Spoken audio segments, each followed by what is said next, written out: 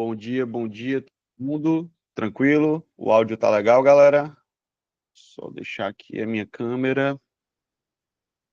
Só um minutinho, deixa eu visualizar aqui como é que eu tô. Show de bola, deixa eu ajustar aqui a câmera. Que agora tá. Bom dia, galera, beleza? Como é que vocês estão? Gente, é o seguinte, hoje eu separei aqui algumas questõezinhas, tá? Do ENAD, do ano de 2017. Peguei algumas questõezinhas mais tranquilas e tudo para a gente responder hoje, tá certo? Para vocês sentirem mais ou menos como é que é a minha didática, como é que é a minha explicação. E vamos começar aqui, beleza? Áudio tá ok, câmera tá ok. Então, vamos ver aqui se eu consigo só compartilhar a minha tela para vocês. Ver se eu lembro como é que faz isso. Janela. Eu acho que eu consigo compartilhar aqui. Tô com duas telas, tá, pessoal? Por isso que às vezes eu tô olhando para cá, tá? E eu tô vendo aqui o chat. Caso vocês tenham alguma pergunta. Mostrar a tela mesmo assim. Show. Quando eu mexo aqui, mexe aí, tá todo mundo visualizando, não tá? Tudo tranquilo? Podemos iniciar? Deixa eu me apresentar, tá, pessoal? Sou o professor Tércio Araújo. Sou professor de várias instituições aqui no Ceará e estou começando agora com esse projeto com vocês para a gente entender legal aqui o que é que, como é que o ENAD cobra, mas vamos focar no concurso, tá certo? As aulas elas vão funcionar mais ou menos assim, eu vou gravar, tudo uma qualidade muito boa, muito legal e vocês vão gostar muito do nosso projeto, beleza? Então, vamos iniciar aqui, tá certo? Aqui, caderno de questões. Vamos lá, pessoal, ó. O nosso saiu agora o edital, tá? Para Prova Nacional de Docentes. E aqui a banca vai ser INEP, tá? A inscrição é até o dia 25. Não esquecer que hoje é dia 22, né? Então tem mais 3 dias. A taxa é R$ 85,00 e a prova vai ocorrer no dia 26 de outubro, beleza? Em todo o Brasil, certo? Aqui nós temos alguns dos nossos professores, tá certo?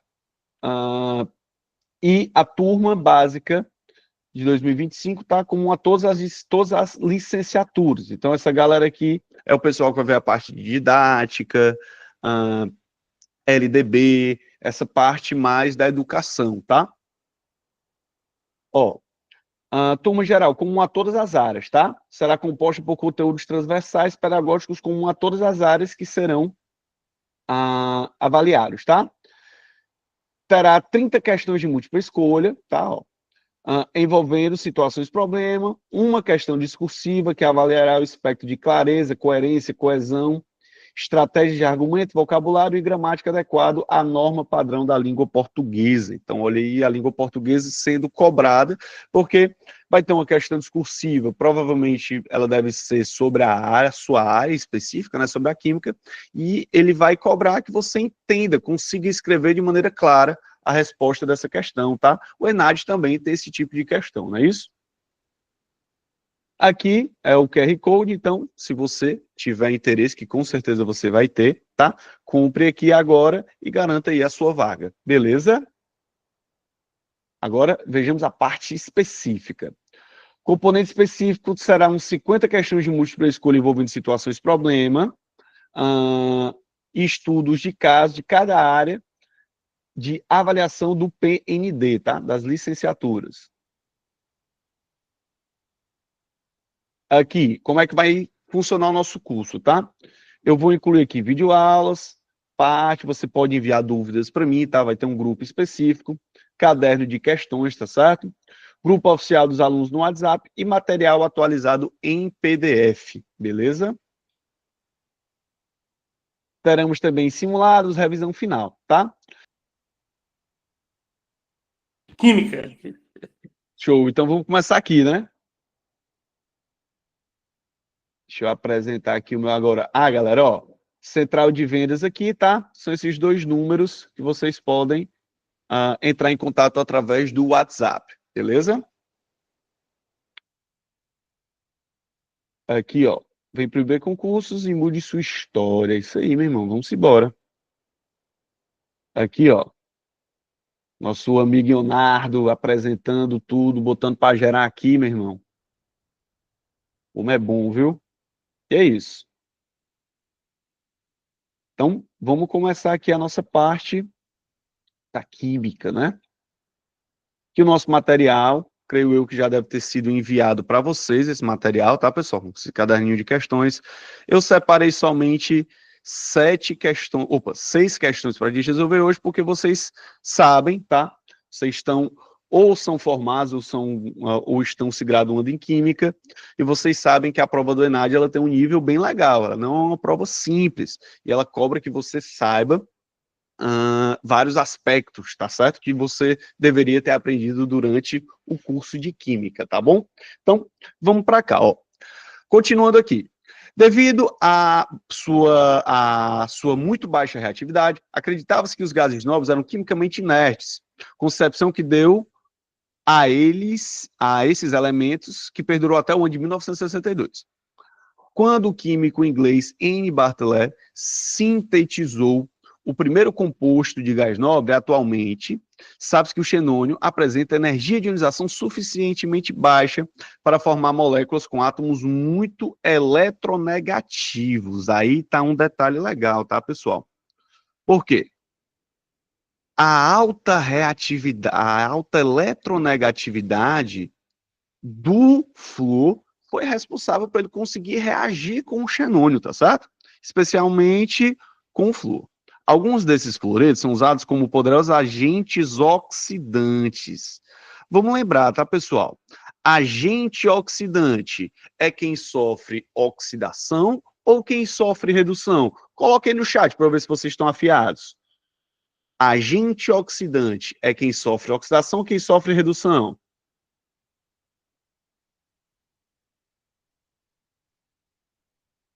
Exatamente, galera, quem sofre redução, conforme se pode observar na fluoração representada abaixo, tá?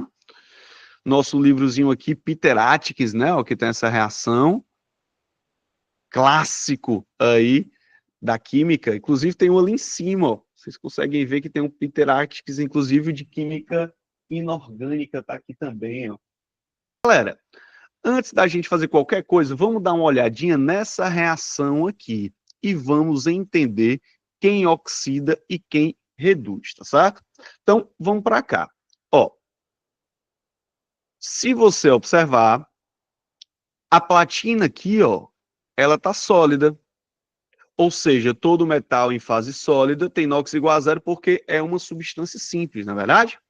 Já o xenônio aqui, tá? O flúor, ele é -1. Como você tem 4 flúors, só de flúor tu tem -4. Portanto, o xenônio aqui tem um NOx mais 4. Já o xenônio aqui na forma gasosa, um gás monoatômico, substância simples, NOx 0. Já a platina aqui, ó, ela passou a ter um NOx mais 4, porque de flúor nós temos -4, então a platina é mais 4. Com isso, pessoal, vamos ver, ó, a platina sai de 0 para mais 4. Então, a platina ela está sofrendo oxidação ou redução. Se aumenta o valor do NOx, ela está oxidando, tá certo?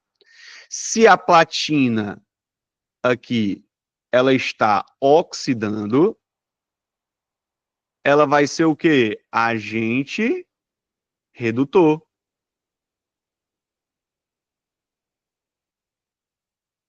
Já o tetrafluoreto de xenônio, que é o XeF4, esse cara aqui, se a platina oxida, ele reduz. Se ele reduz, ele vai ser o agente oxidante.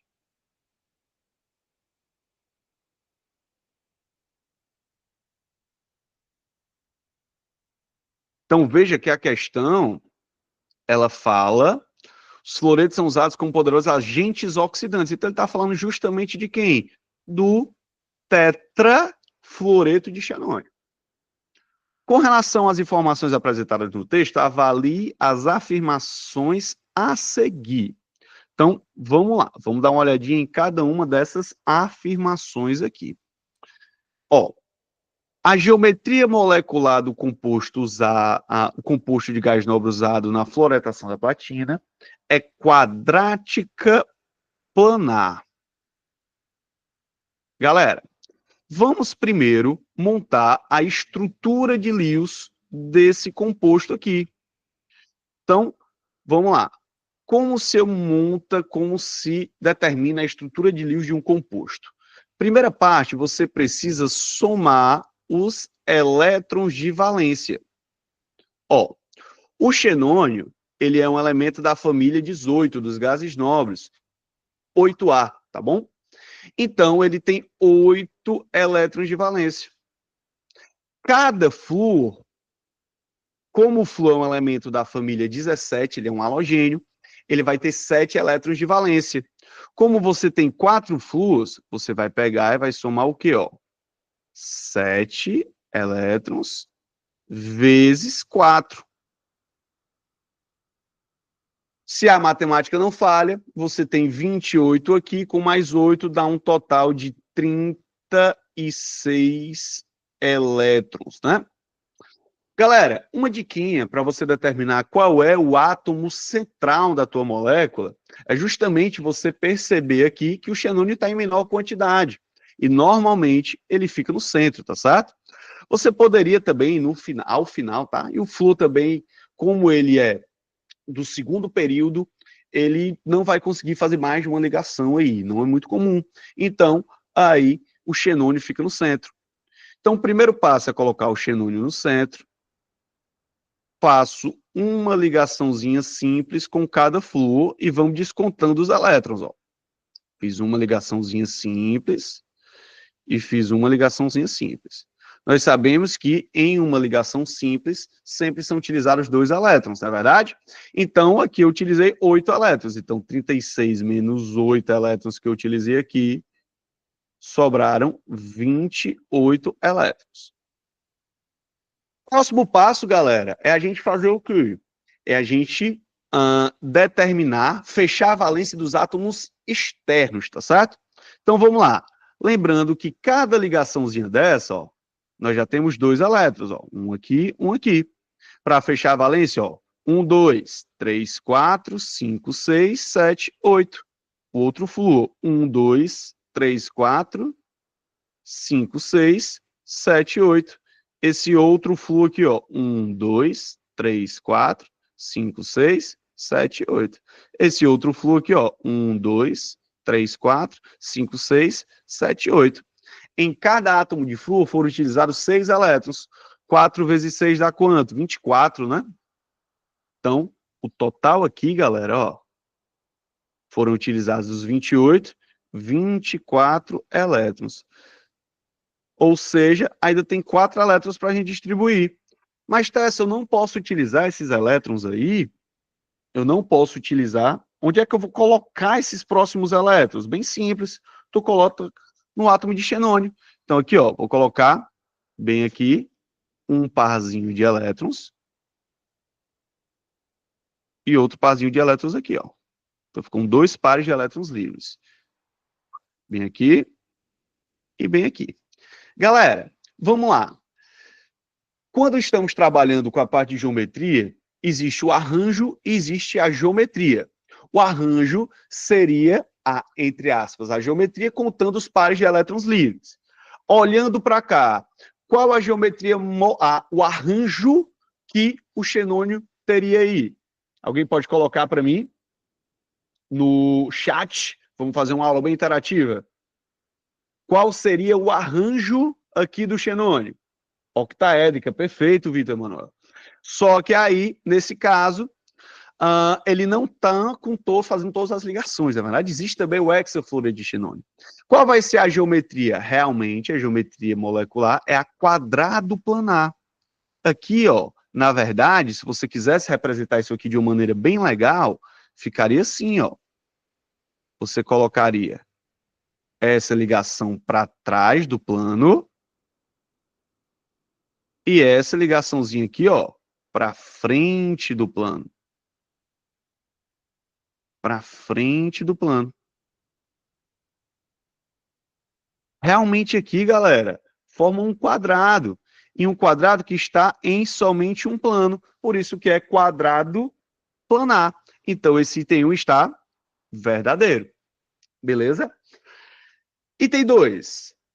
A hibridização do átomo de xenônio no fluoreto oxidante, ou seja, no fluoreto que está agindo como agente oxidante. Por isso que eu fiz isso aqui, né? Para a gente determinar quem é o oxidante, quem é o redutor.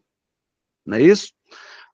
É sp3d2. Galera, esse item vocês considerariam como verdadeiro ou como falso?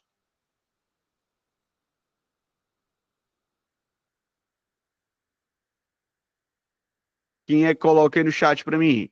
Verdadeiro ou falso?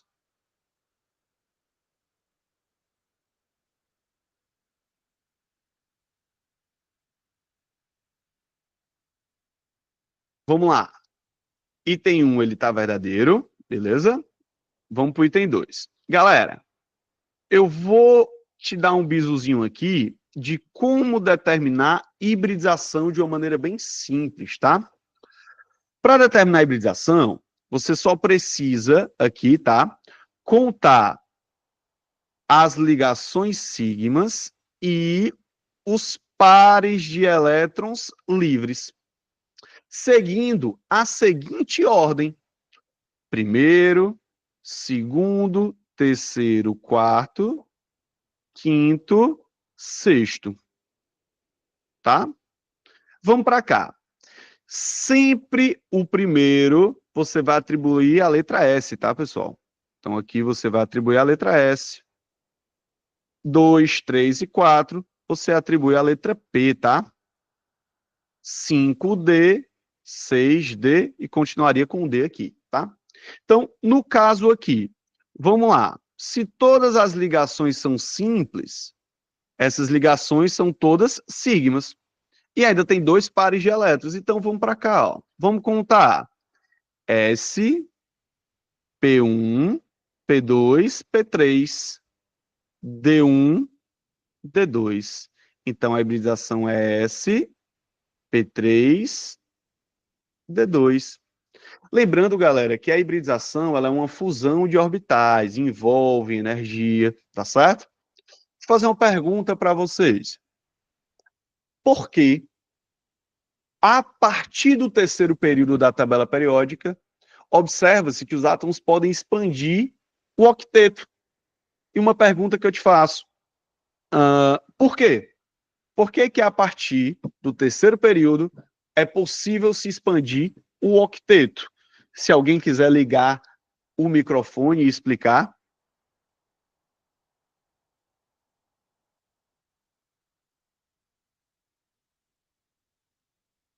E aí, galera? Perfeito, Vitor Emanuel. Rapaz, o Vitor Emanuel é desenrolado. Perfeito.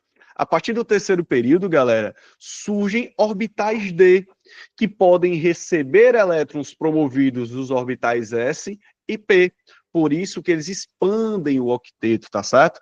Não é comum ver elementos do segundo período expandindo o octeto. A partir do terceiro é que isso acontece. Perfeito, Vitor Emanuel. Vamos lá. A molécula oxidante usada na fluoretação da platina é apolar. Gente, essa molequinha aqui, ela vai ser polar ou vai ser apolar? Galera, se você fizer o somatório vetorial, ó, esse vetor vai se cancelar com esse, ó.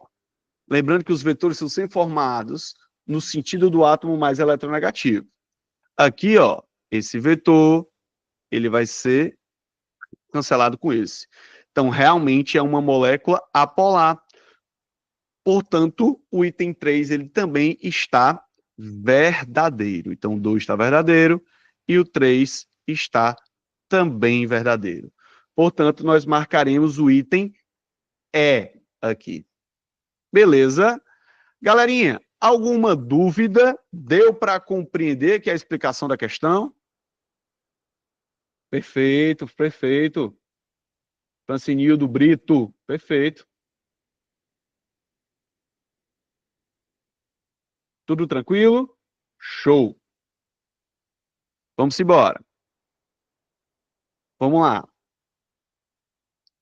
Ó, alguns metais, como ouro, cobre e ferro, são usados desde a antiguidade. O alumínio metálico, no entanto, começou a ser usado no século XIX, produzido por eletrólise do Al2O3, que é o óxido de alumínio, tá? Na presença de fundente. Considerando a necessidade da eletrólise ígnea para a obtenção do alumínio, avalie as afirmações a seguir. Galera, vamos lá. Eletrólise ígnea.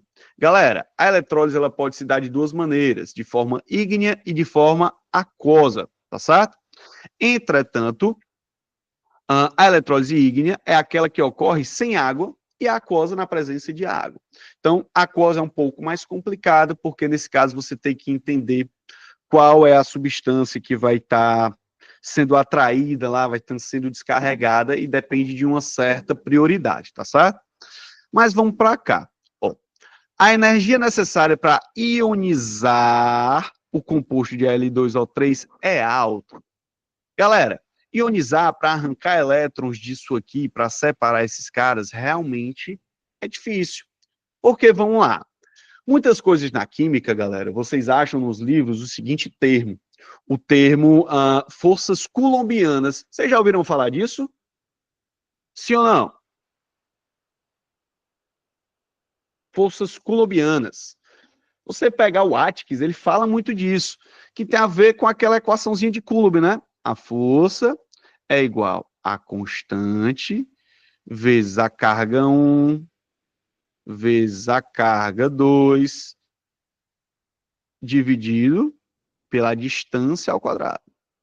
Se você notar, as cargas aqui são muito altas, porque o alumínio ele tem carga de mais 3, perdão,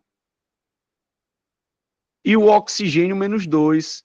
Então essas cargas serão altas, fazendo com que essa força aumente e seja difícil separar e ionizar esses caras.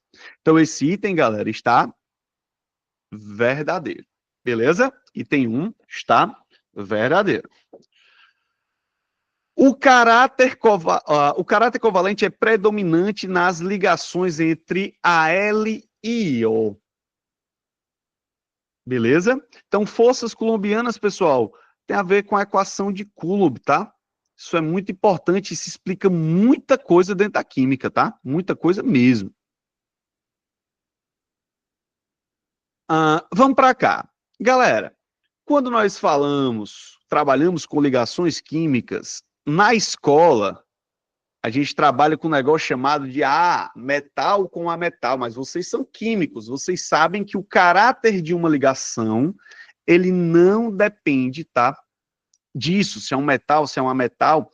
E o grande exemplo disso, tá, galera? É o cloreto de alumínio. AlCl3.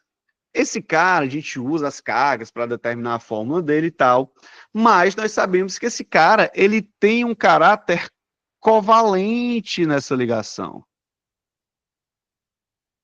Agora, uma pergunta. Como eu determino se a ligação tem um caráter covalente ou um caráter iônico? Como é que eu determino isso?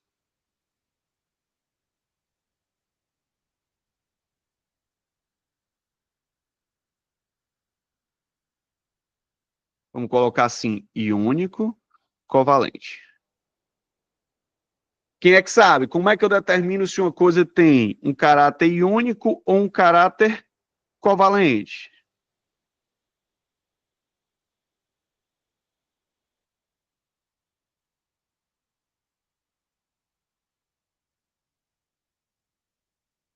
Perfeito, Vitor Emanuel. Rapaz, o Vitor Emanuel, ele é o cara, viu, meu irmão? Ele tá afiado. Se você pegar as diferenças de eletronegatividade, a maior eletronegatividade menos a menor eletronegatividade, se essa diferença ela der maior que 1,7, esse cara tem um caráter o quê?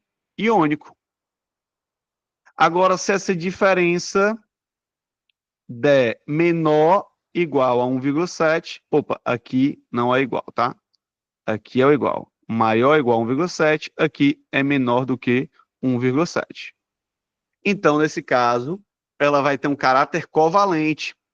A questão está dizendo que o caráter dessa ligação é covalente. Nós estamos trabalhando com oxigênio e alumínio. O oxigênio, ele tem uma maior eletronegatividade, que é 3,44,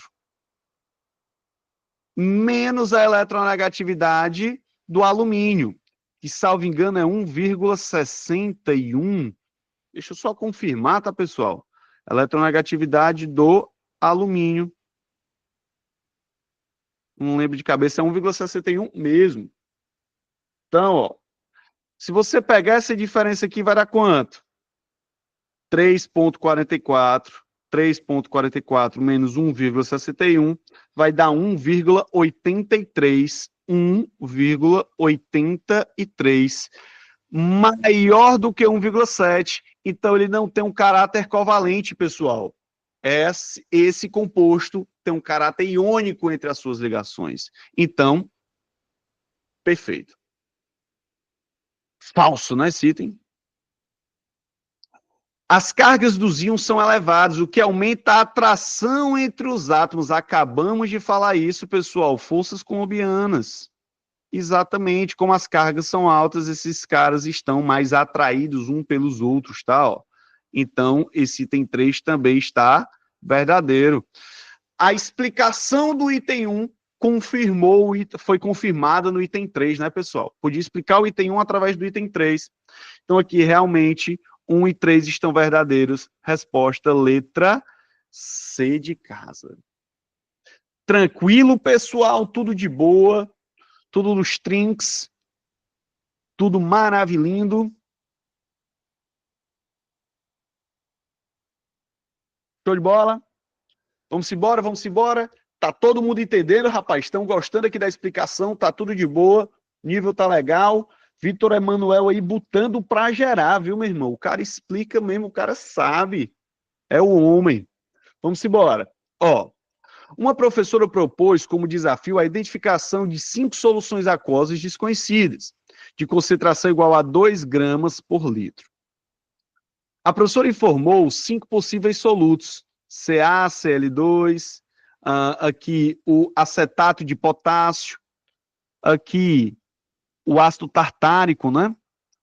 Aqui o hidróxido de bário e o carbonato de sódio. Aí vamos para cá. Para fazer a identificação, os alunos receberam o pHmetro em um bico de Bunsen de fio de níquel cuja chama era azul. Os valores de pH das 5 soluções registradas na tabela a seguir. Com base nessas informações, concluiu que as soluções 1, 2, 3, 4 e 5 contêm respectivamente. Vamos lá, galera. Ó. Gente, aqui ele fez 2 coisas. Ele trabalhou com o teste de achama e com o pH de uma solução, tá certo? A gente não vai trabalhar muito aqui com... vamos trabalhar muito com a chama, tá certo? Que eu preciso que vocês lembrem um pouquinho as cores das chamas, beleza? Vamos para cá. Galera, ó. Primeira coisa, a solução 1, ela tem um pH 12. Se o pH 12, ela já tem que ser uma base, beleza? Tem que ter um caráter básico, né? Ou ser uma base ou ter o caráter básico. E tem a chama amarela. Gente, esse aqui era o que você não podia errar. Porque presta atenção. Essa é a chama mais clara e mais fácil de lembrar. Porque, veja, quando você está fazendo arroz na sua casa e você derrama um pouco da água do arroz lá no fogão, qual é a cor que fica a chama lá do fogão? Coloca aí para mim. Coloca no chat. Amarela. Claro, porque tu está cozinhando com NaCl. Tem sal na tua comida. E o que deixa a chama amarela é a presença desse íon de sódio, tá, pessoal? Esse cara aqui, ele vai fazer com que a cor fique amarela. Gente, isso aí é explicado através de quê? Através lá da teoria de Bohr, do salto quântico, não é verdade? Sal de cozinha, que é o que vai deixar amarelo, e justamente a presença do sódio. Então, vamos para cá. Tem que ter qual desses cátions aqui tem sódio? Qual desses caras tem sódio? Ora, o Na2CO3. E veja que o carbonato de sódio, ele é um sal de caráter básico, porque ele vem do NaOH, que é uma base forte, e vem do ácido carbônico, que é o H2CO3, que é um ácido fraco. Portanto, esse cara ele tem caráter básico, realmente um pH 12. Então, com certeza, o 1 aqui é o Na2CO3. Beleza. Aí vamos para cá. Já aqui, ó, não tem como errar. Porque, veja, esse cara aqui tem um pH 5, ou seja, um pH ácido. Das substâncias listadas aqui, só tem uma que é ácida, que é justamente esse cara aqui, ó. Então, aqui nós temos o ácido tartárico, né? Ó. O HO2CCO2H. Veja, galera, que a chama permanece azul, porque nesse caso, esses compostos não, quando excitados, eles não irão emitir, tá, uma coloração em uma cor específica, beleza? Então, aqui já dava para matar que o segundo era esse ácidozinho aqui. Terceiro aqui tem um pH 10, ou seja, tem que ser algo básico, tá? Como o resto aí vai ser tudo básico. E a cor verde, galera, qual substância, qual cara emite uma coloração verde quando excitado? Vocês fizeram o teste na chama na faculdade, tá, pessoal? O cara que emite a coloraçãozinha verde é o bário. Sais de bário ou hidróxido de bário, tá? Eles vão emitir a corzinha verde. Então, aqui, com certeza, é o hidróxido de bário, BaOH2. Beleza? Vermelho. Aqui, galera, a gente já consegue, ó, ficar em dúvida entre o item, ó, aqui. Opa, já não dá para ser o item B. Porque o item B coloca aqui, ó, potássio. A gente já mata aqui como sendo o item C de casa. Beleza? Mas vamos só aprender aqui, ó. Quem emite coloração vermelha? O cálcio. Veja, o cálcio emite a coloração vermelha. Então, aqui vai ser o CaCl2. E o violeta é o potássio, tá, pessoal? Potássiozinho aqui, esse cara é responsável em emitir a cor violeta. Beleza? Esse cara aqui é o acetato de potássio. Galera, lembrar essas colorações são importantes, tá, gente? E vamos lá. Qual técnica, pessoal, é baseada na absorção e na emissão desses comprimentos de onda específico de cada substância? Coloca para mim aqui no chat. Coloca aqui para mim qual técnica que a gente utiliza muito na faculdade para identificar isso aqui. Através desse comprimentozinho de onda que é emitido, dessa coloração. E aí, Vitor Emanuel, qual é? Tem o teste da chama, tá? Mas a gente trabalha para fazer análises, para descobrir quais são as substâncias presentes ali. Espectroscopia, muito bem, Sabrina, muito bem, muito bem, muito bem. É isso aí, tá certo?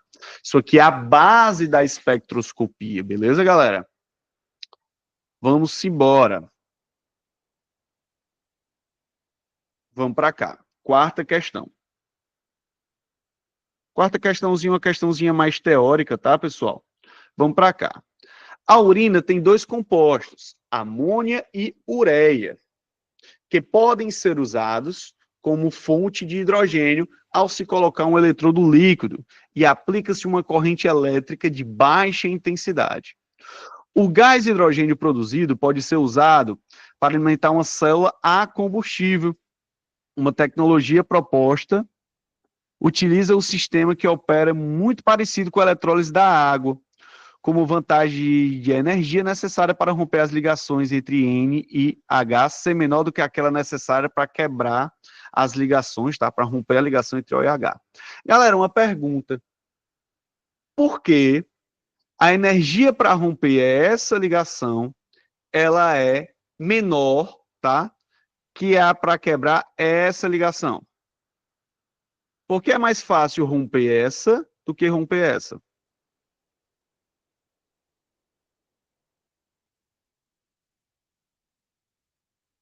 E aí?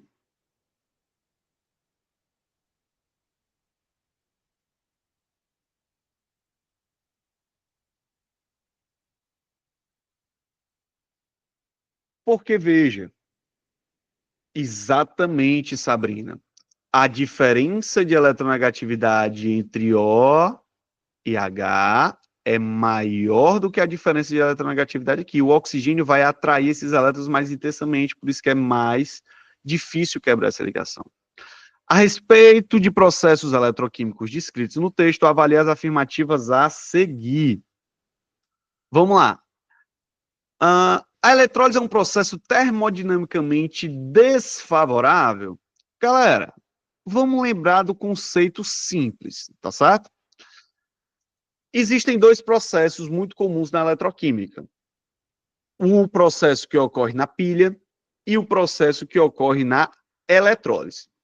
A pilha é um processo espontâneo, tá certo? É um processo espontâneo, ou seja, termodinamicamente favorável.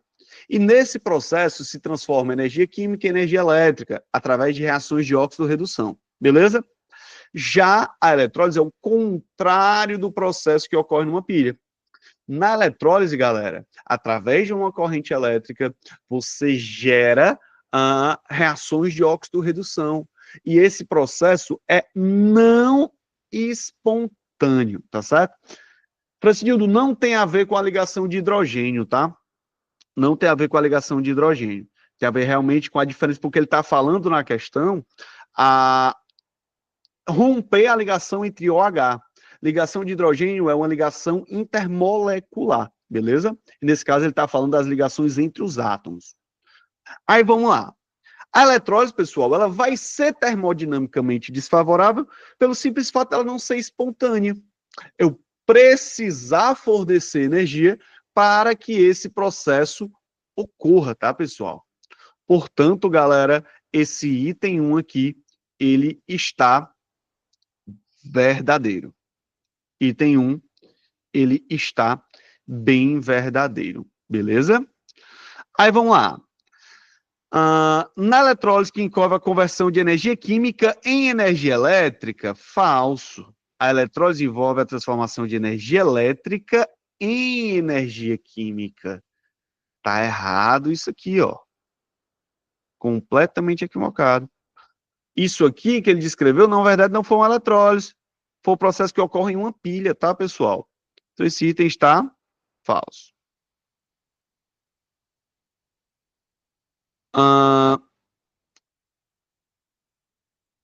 As semi-reações com maior potencial padrão de redução ocorrem principalmente nos processos eletrolíticos. Ou seja, pessoal, cuidado. Célula galvânica, célula eletrolítica. Gente, seguinte, vários vestibulares, inclusive, vocês vão ser professores aí, já são alguns professores, claro, tá? E vocês atuarão aí preparando os alunos para o vestibular, não é verdade? Vários vestibulares, como por exemplo a UES, tem erros conceituais bem chatinhos, que incomodam, mas não anulam as questões, tá certo? Então, assim, A UES ela não vai anular uma questão porque ela coloca célula eletrolítica e mais estava se referindo a uma pilha, tá certo? Acontece muito isso. Célula galvânica é sinônimo de pilha. E célula ou cuba eletrolítica é sinônimo de eletrólise, tá certo? Eu posso já fazer uma eletrólisezinha aqui, por exemplo, e fazer uma eletrólise da água para entender o que é que acontece aqui, ou de um sal específico, tá? Então, ó, as semi-reações com maior potencial padrão de redução, ou seja, pessoal, são as substâncias que têm mais dificuldade em oxidar. Ocorrem preferencialmente em processos eletrolíticos? Sim. Por que isso está verdade? Por que isso é verdade, tá? Porque o processo eletrolítico ele vai forçar a oxidação e forçar a redução através de uma corrente para reformar, para refazer as reações. Então, galera, esse item está verdadeiro sim, porque preferencialmente, por exemplo, o ouro é difícil dele oxidar. Mas se eu colocar aí numa cuba eletrolítica, eu posso forçar a oxidação do ferro, tá certo? Para produzir ferro ou para produzir ouro através dos seus sais também, preferencialmente através de uma eletrólise, tá certo? O processo de produção de gás oxigênio a partir da urina é menos vantajoso energeticamente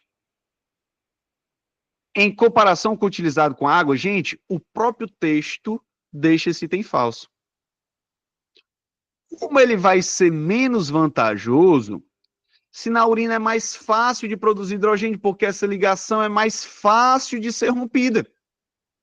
Então, esse item aqui, pessoal, o próprio texto deixa ele falso, tá certo? Vamos lembrar aqui, por exemplo, quando eu vou fazer a eletrólise do NaCl, aqui eu vou formar o Na+, mais o Cl-, né? Isso aqui se for uma eletrólise ígnea, tá, pessoal? Como é que funciona isso aqui? O ânodo é o polo positivo onde ocorre a oxidação. O cátodo é o polo negativo onde ocorre a redução. Lembrando que na eletrólise os polos são contrários da pilha, né? Então aqui como é que fica? O Cl- vai ser atraído para cá e o Na+ vai ser atraído para cá, porque os opostos se atraem, né? O Na+ vai ser atraído pelo C-. Nanana. Aqui, halogênios são moléculas diatômicas e aqui vai ter que ser formado 2 elétrons. Esse cara vai ganhar 2 elétrons aqui, vai precisar de 2 Na+, para estabilizar as cargas, vai formar 2 Na sólido. Então aqui, galera, note que o produto da eletrólise ígnea do NaCl é justamente quem? O Na+ e o Cl, o gás cloro e o sódio metálico. Pergunta, que essa pergunta é muito comum na nossa cadeira de química analítica, química inorgânica, perdão. Porque para se produzir os metais da família 1, tá certo? É necessário se fazer eletrólise ígnea e não eletrólise aquosa. Essa resposta está num livro chamado J. Dely. Por quê? Para se produzir os metais da família 1, é necessário se fazer eletrólise ígnea e nunca aquosa. Por que isso acontece?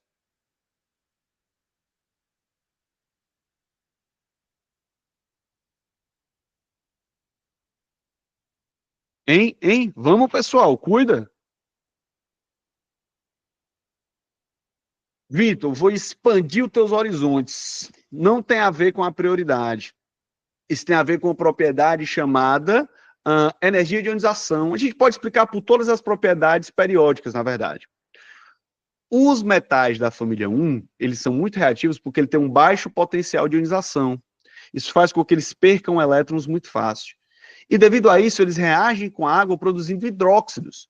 Se eu quero produzir um metal na sua fase sólida, na sua forma sólida aqui, eu não posso fazer aquosa, porque a família 1 é chamada de metais alcalinos, ou seja, em contato com a água, eles irão produzir hidróxidos, bases. Portanto, eu tenho que fazer eletrólise ígnea sem água, porque senão eles vão reagir com a água e vão produzir aí os os hidróxidos da família 1, né? O NaOH, o KOH e todos aqueles outros hidróxidos lá da família 1. Na eletrólise aquosa, tem uma prioridade no cátion e uma prioridade no ânion, né? Quem é que tem menor prioridade? Menor prioridade aqui é a família 1, família 2, o alumínio, depois o H+, depois o resto, né? No ânion, quem é que tem menor prioridade? Qualquer ânion oxigenado, depois fluoreto, depois OH-, depois o resto, né? Por exemplo, se você dissolve... Francinho, toma um banho não. Rapaz, e quando eles tentam tomar banho, meu irmão, o negócio é foda, eles explodem, né, meu irmão? Parada explode. Eles são explosivos, tá, pessoal? Quando entram em contato com água, inclusive eu, quando estava na graduação, eu era um menino mal ouvido, sabe? E eu não sei se eu posso contar isso, porque está sendo gravado, né, pessoal? Depois a galera descobre foi que eu fiz na graduação. Mas eu testei isso na prática, posso dizer que eu testei isso na prática. E alguns... Ah, tá, o item aqui, tá? Da questão 1 e 3, resposta letra A, tá? Os alunos... Rapaz, eu testei isso aí na prática e foi legal, foi bem legal. Perguntaram o que tinha sido, eu disse que foi uma rasga-lata, mas realmente a explosão ela é bem legal, tá, pessoal? Mas vamos para cá, tá? Cátion e ânion. Aí vamos embora aqui. Por exemplo, se eu vou fazer a eletrólise aquosa do sulfato de alumínio, Al2, SO4, 3. Esse cara aqui, ele vai formar Al mais 3, 2L mais 3, mais 3, SO4, menos 2. Galera, e aqui, como é aquosa, eu tenho a água, tá? Aqui forma H+, mais o H-. Galera, o ânodo continua sendo positivo de ocorre oxidação, o cátodo continua sendo negativo de ocorre a redução. Aí vamos para cá. A pergunta é, quem vai ser atraído para o cátodo? O Al ou o hidrogênio? A gente vem para cá, ó. Alumínio mais 3, ele tem menor prioridade que o hidrogênio. Então, quem vai vir para cá é o hidrogênio. Quem vai ser atraído aqui, tá, pessoal? O SO4 ou o OH para o ânodo aqui. O SO4 é um ânion oxigenado, portanto, quem tem prioridade é o OH. Olha, então, se eu for fazer a eletrólise desse cara aqui, quem tem prioridade é o H+, o H-, e na verdade eu estou fazendo a eletrólise da água, tá certo, pessoal? Então, aqui, ó, esse cara, como ele está oxidando, ele vai perder 2 elétrons, isso aqui vai formar H2O mais 2OH-, mais 1/2 de H2, mais 2 elétrons. E aqui ele vai ganhar 2 elétrons e vai formar o H2, tá certo? Então, galera, seguinte é esse. É assim que a gente raciocina para fazer a eletrólise, tá certo? A gente vai treinar, teremos aulas sobre isso, tá? Inclusive eletroquímica é o meu assunto preferido, tá? Eu adoro ensinar eletroquímica, que é bem legal, tá certo? Vamos embora aqui. Quinta questão. A quinta questão ela diz o seguinte, pessoal. A reforma do metano é uma reação endotérmica, endotérmica entre metano e água, conduzido a cerca de 220 atm e 800 graus Celsius, na presença de níquel metálico a partir da qual se produz uma mistura de hidrogênio e monóxido de carbono, que é utilizada em processos químicos industriais. Vamos para cá, pessoal, ó. Isso é um equilíbriozinho químico, tá? Ó. Se você pegar o metano, que é o CH4, esse cara aqui, ele vai reagir com o vapor d'água, tá? Então, gás metano reage com vapor de água, entra em equilíbrio e forma o monóxido de carbono mais o gás hidrogênio.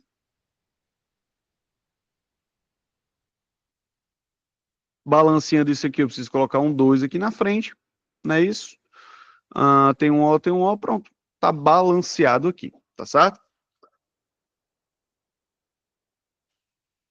Sobre essa reação, avalie as afirmativas. Elevar a pressão do sistema deslocaria o equilíbrio no sentido de formar o gás hidrogênio, de formar mais gás hidrogênio e monóxido de carbono. Vamos avaliar aqui, tá certo? Veja, pessoal, o que ele está falando, a pressão do sistema, tá? Galera, vocês já viram... perdão, aqui é 3H2, né? Valeu. Galera, só uma coisa. Vocês já viram aquela dicasinha do Cotemprev? Já viram isso aí? Cotemprev.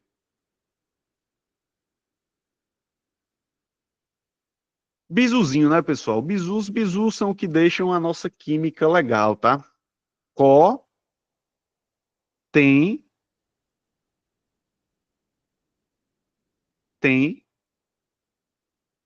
prev.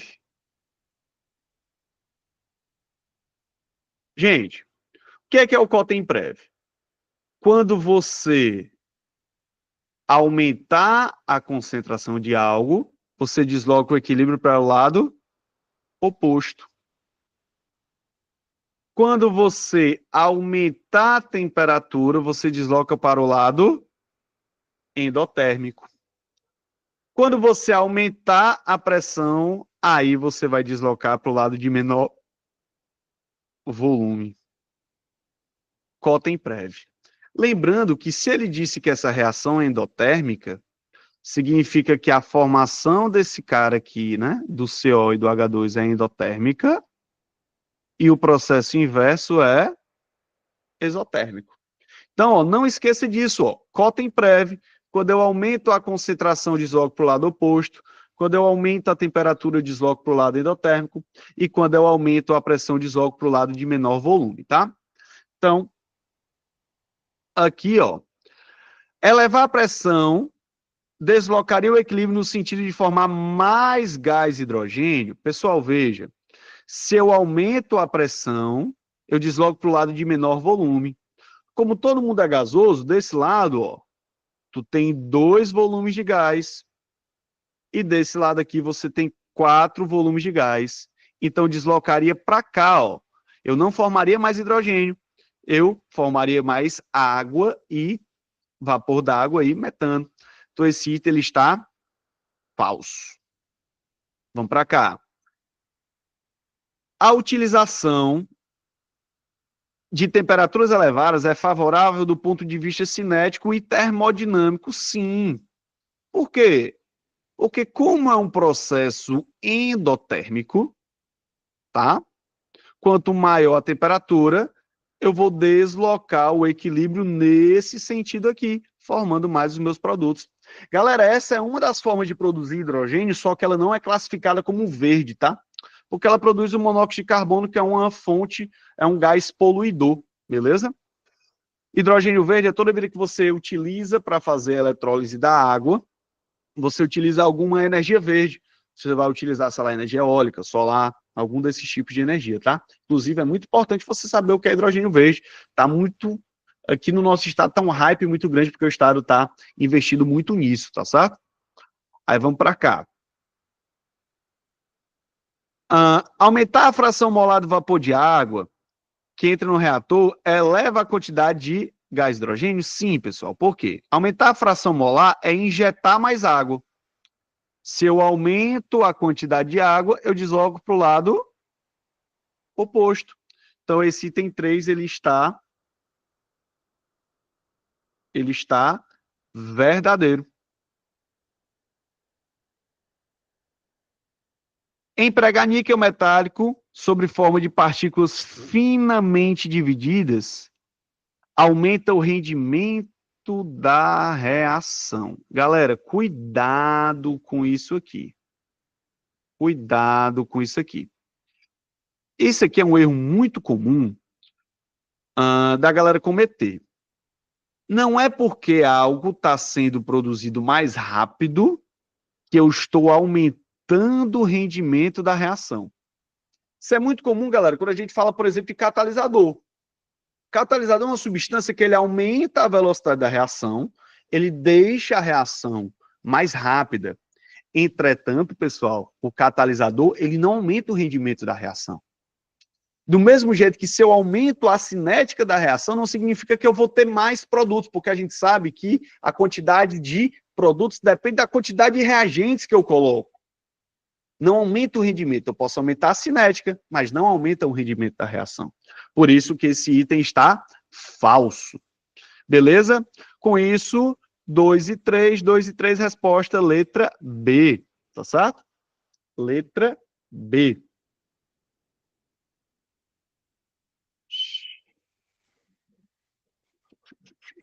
Vamos lá?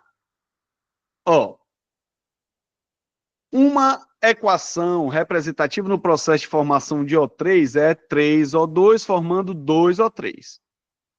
Às altas altitudes, a radiação ultravioleta é intensa, porém a concentração de O2 é baixa para produzir muito oxigênio atômico. Às baixas altitudes, a concentração de O2 é alta, porém a radiação UV é reduzida. Uma altitude intermediária, a produção de O3 é máxima.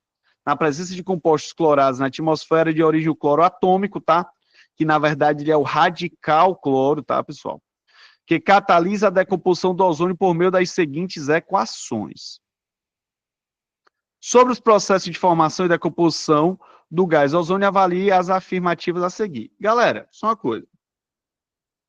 Ó, primeira coisa, a decomposição do ozônio. Então, o que é que está acontecendo aqui?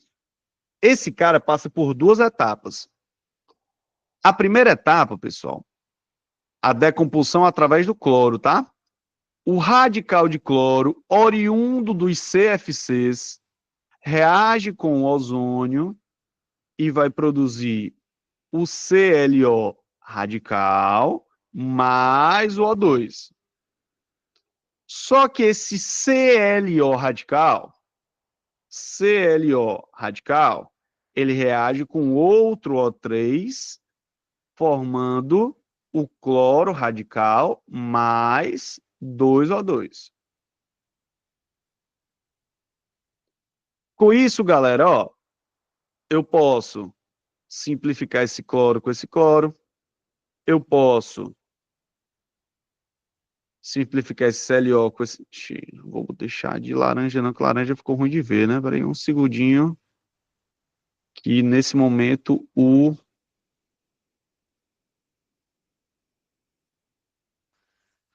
azul, pronto.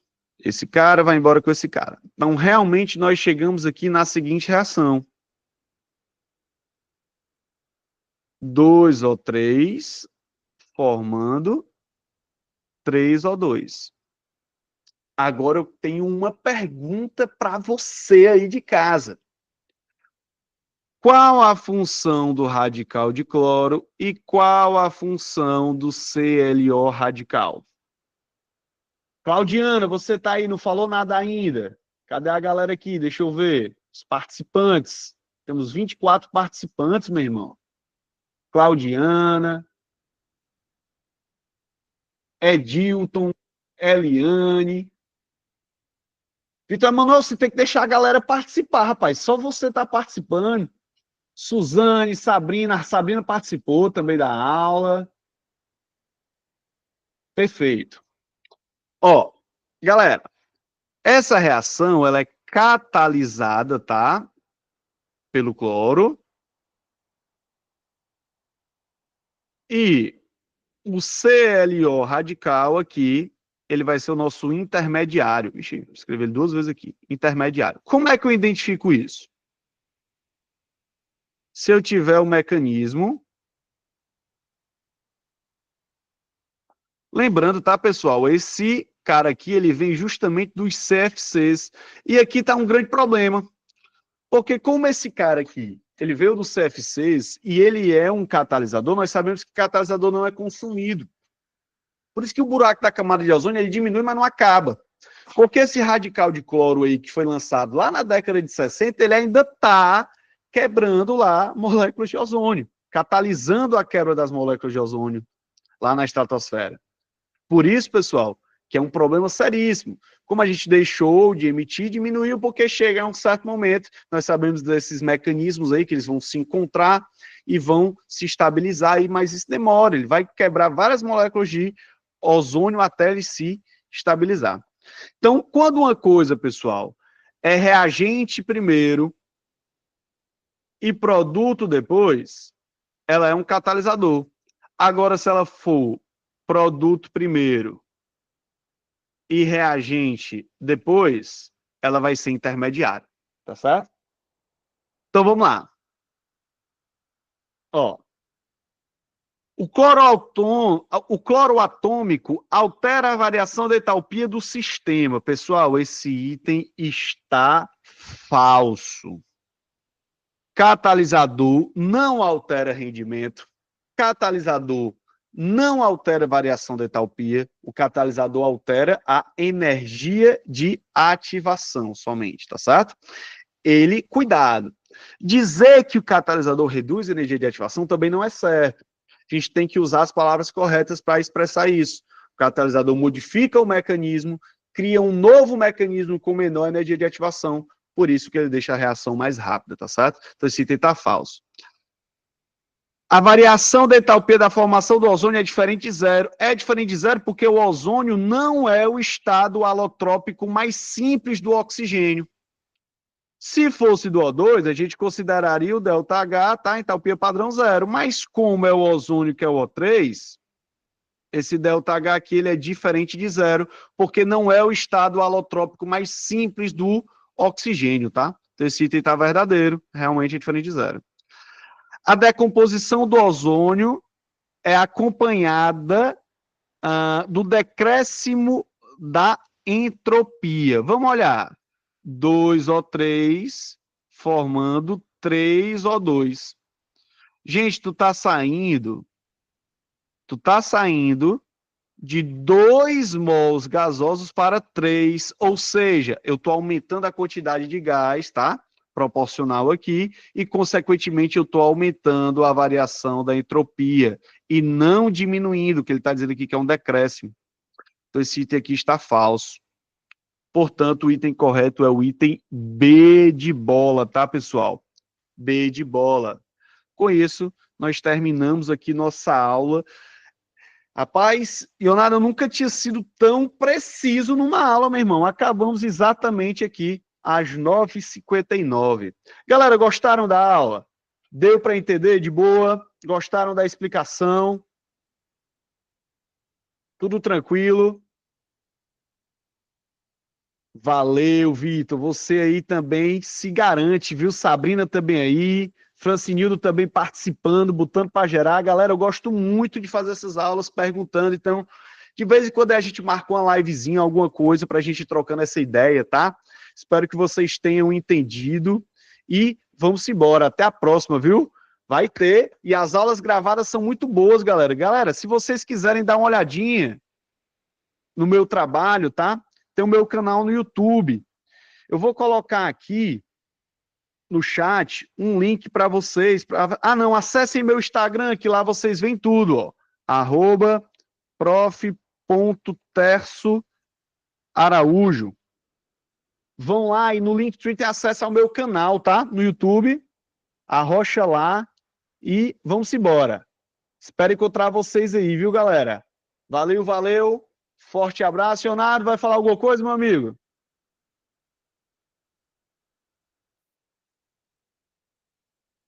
Não? Então vamos embora. Valeu!